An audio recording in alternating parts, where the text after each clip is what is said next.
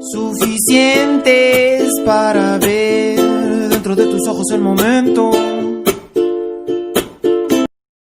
¿Qué es el comercio internacional?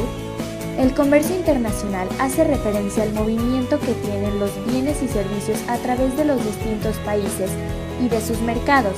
Se realiza utilizando divisas y está sujeto a regulaciones adicionales que establecen los participantes en el intercambio y los gobiernos de sus países de origen.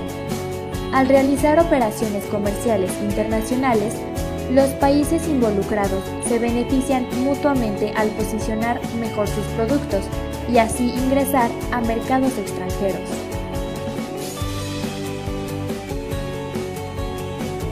¿Cuál es la diferencia entre comercio exterior y comercio internacional? El comercio internacional incorpora las transacciones globales de los productos. Un ejemplo es el precio del petróleo, que está sujeto a un cambio en su precio de razón del comercio internacional, de manera que el petróleo se ve afectado por los sucesos económicos del mundo, mientras que en el comercio exterior es un país en específico o un bloque que establece relaciones de intercambio con el resto del mundo. En México, ¿dónde puedo buscar información sobre lo que es comercio internacional? Puede encontrar mayor información en los gobiernos estatales, específicamente en Secretarías de Comercio y Economía. Asimismo, a nivel federal, la Secretaría de Economía cuenta con mucha información sobre el comercio en México. ¿Dónde puedo capacitarme, orientarme e iniciarme sobre qué significa comercio? Entra a www.comercioyaduanas.com.mx y encontrará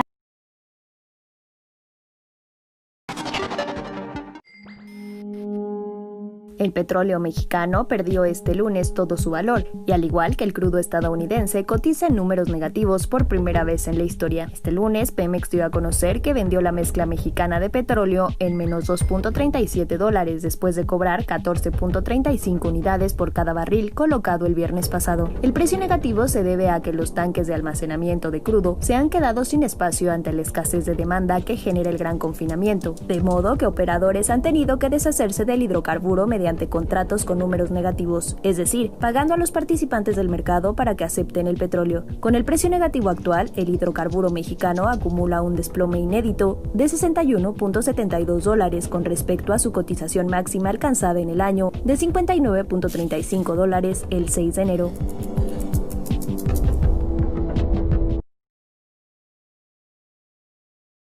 Muchas gracias por acompañarnos. Hoy vamos a platicar sobre el impacto del coronavirus en la economía mexicana y para eso tengo a Sergio García. Sergio, bienvenido. A ver, hace un tiempo se declaró el coronavirus como una pandemia y esto ha suscitado diversas reacciones a nivel mundial. En este sentido, ¿cuáles han sido los principales impactos en la economía? Desde el punto de vista financiero, hemos observado tres principalmente. Uno de ellos es la caída de las bolsas, significativa, más allá de lo esperado y de lo que se tenía pensado que podía afectar. El segundo es el movimiento de tasas de interés que por decisión, por decreto, se han disminuido con el fin precisamente de amortiguar el efecto negativo o de posibilidad de recesión que se tiene en el mundo. Y el último es muy activo, es la parte de los tipos de cambio de todas las divisas con relación al dólar, ¿no? Estos son donde hemos visto los mayores efectos. Y ya en el caso de México, ¿cómo ha afectado la caída de los mercados financieros a la economía del país? En ese punto yo te podría decir que la bolsa refleja lo que la economía del país piensa que puede pasar, ¿no? Entonces, esa frase de que los mercados descuentan todas las expectativas es verdad. Ahorita lo que tú puedes ver es que las empresas que conforman el mercado de valores en México son de diferentes sectores. Entonces hay sectores que por la misma situación van a tener un efecto negativo mayor que otras y otras pueden salir beneficiadas. Incluso todas esas de consumo de alimentos y productos de limpieza, de gel y todo esto, pues por la demanda que tienen, pues evidentemente les va a ir mejor. Y todas aquellas que no, que están fuera exactamente, pueden tener un impacto significativo negativo mayor, ¿no? Eso es lo que sucedería en forma general. Y ya para terminar tengo dos preguntas muy puntuales. Una es, ¿qué otros efectos podemos esperar ante esta pandemia? Y ¿qué estrategias podría implementar el gobierno federal para tratar de aminorar los efectos en la economía del país? Bueno, los efectos esperados están básicamente en el antecedente de lo que está sucediendo en el mundo.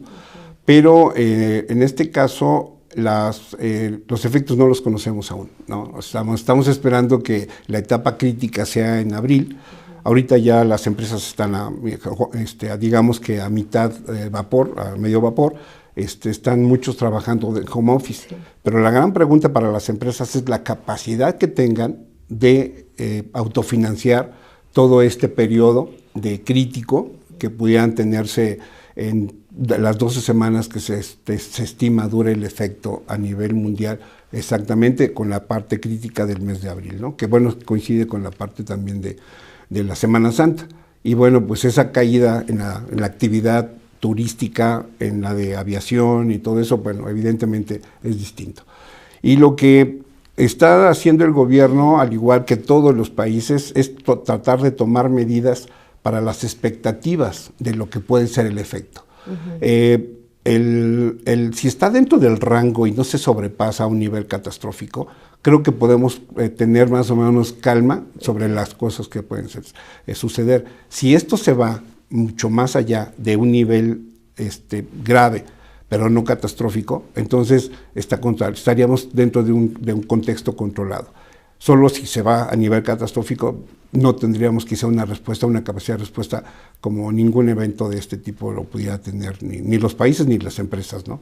Depende también de cada empresa y de cómo espere cada quien los efectos que se pueden tener en el país, y evidentemente todos los países tienen efectos distintos, ¿no?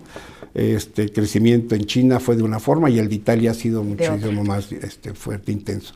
Entonces también tendríamos que ver, pues a quién nos parecemos más, ¿no? En México.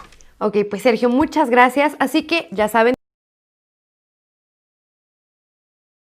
La OPEP son unas siglas que significan la Organización de Países Exportadores de Petróleo, OPEP. Ahora que ya entiendes qué significa, la OPEP comenzó una pequeña guerra de petróleo contra Rusia, aparentemente sin querer. Esta disputa internacional ha debilitado el peso mexicano y diversas monedas de todo el planeta. Esto ocurre después de que el presidente ruso Vladimir Putin declaró la guerra contra la OPEP, luego de que la OPEP le solicitara a Rusia bajar su producción de petróleo debido a las afectaciones generadas por la pandemia del virus surgido en China. Ante la respuesta negativa de Vladimir Putin, Arabia Saudita reaccionó diciendo que vendería su petróleo a precios más baratos para que Estados Unidos y Europa dejaran de comprarle a los rusos, lo que generó que los inversionistas optaran por invertir en otras industrias, debilitando con ello las monedas del mundo. Eso hizo que el petróleo mexicano cayera 31% y con ello por consecuencia la devaluación del peso mexicano y el gran aumento del dólar, que cerró esta semana en 24.42 pesos cada dólar, que por cierto, si ves en otros sitios alarmistas que cerró por arriba de 25 pesos cada dólar esta semana, se refieren al precio en los bancos que ya le están sumando su respectiva comisión, porque acuérdate que el banco nunca va a perder al venderte. De todos modos, te dejaré una tarjetita aquí arriba a la derecha con una lista de reproducción de todos mis videos que le estarán dando seguimiento de cerca al precio del peso y cuál es el valor real en el que está sin comisiones de los bancos. Y bueno, tampoco podemos ignorar las pandemias que tenemos hoy en día, que no la llamo por su nombre si lo notaste, y bueno, eso es porque YouTube está censurando los videos que hablan sobre el tema, pero como no quiero entrar a detalle en ello, continuemos. Lo que está haciendo que el peso también decaiga un poco son las cuarentenas que se empiezan a implementar poco a poco en el país.